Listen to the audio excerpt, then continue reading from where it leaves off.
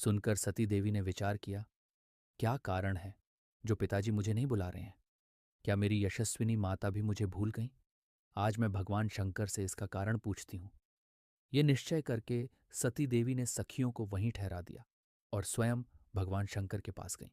उन्होंने देखा, त्रिनेत्रधारी महेश्वर सभा मंडप में विराजमान है। चंड मुंड आदि सभी पार्षद उन्हें सब ओर से घेर कर बैठे हैं।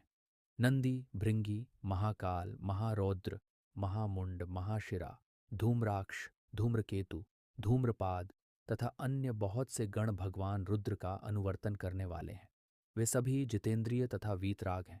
लोक कल्याणकारी भगवान शंकर इन सब से घिरे हुए हैं और परम अद्भुत आसन पर विराजमान है।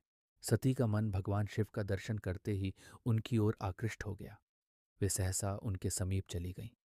भगवान शिव ने बड़े आदर के साथ प्रीत्युक्त वचनों से सती को आनंदित किया और कहा, प्रिय, इस समय यहां तुम्हारे आगमन का क्या कारण है? सती बोली, देवदेवेश्वर, मेरे पिता के घर महान यज्ञ हो रहा है। उसमें चलने के लिए आपको रुचि क्यों नहीं होती? सदाशिव, यद्यपि आपको उस यज्ञ में बुलाया नहीं गया है, तथापि आज मेरे कहने से आप स्वयं सब प्रकार से प्रयत्न करके मेरे पिता की यज्ञशाला में पधारें। सती का यह वचन सुनकर महादेव जी ने मधुर वाणी में कहा, कल्याणी, तुम्हारे पिता के दृष्टि में जो देवता, असुर तथा किन्नर आदि सम्माननीय हैं, वे सब निसंदेह उनके यज्ञ में पहुंच गए हैं। सुंदरी, जो लोग दूसरों के घर बिना बुलाए जाते हैं, वे वहां मृत्यु से भी अधिक कष्टदायक अपमान को प्राप्त होते हैं। शुभे, दूसरों के घर जाने पर इंद्र भी लघुता को प्राप्त होते हैं।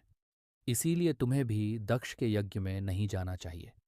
महात्मा भगवान शंकर के इस प्रकार कहने पर सती ने अपने पिता के प्रति रोष प्रकट करने वाले वचनों में कहा, नाथ, जिनसे संपूर्ण यज्ञ सफल होते हैं, वे देवदेवेश्वर तो आप ही हैं। फिर भी मेरे दुराचारी पिता ने आपको आमंत्रित नहीं किया। उस दुरात्मा के मन में आपके प्रति सद्भाव है या दुर्भाव, ये सब मैं जानना चाहती हूँ। इसीलिए अभी पिता के यज्ञ मंडप में जाती हूँ। देवदेव, जगतपते, मुझे वहां जाने की आज्ञा दीजिए। सती देवी के यूं कहने पर भगवान महेश्वर बोले, उत्तम व्रत का पालन करने वाली देवी, यदि ऐसी बात है तो इस नंदी पर सवार होकर नाना प्रकार के प्रमथगणों को साथ लेकर तुम शीघ्र वहां की यात्रा करो। मैं आज्ञा देता हूं।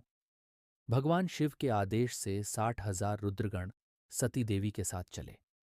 उन गणों से घिरी हुई देवी ने अपने पिता के घर की ओर प्रस्थान किया।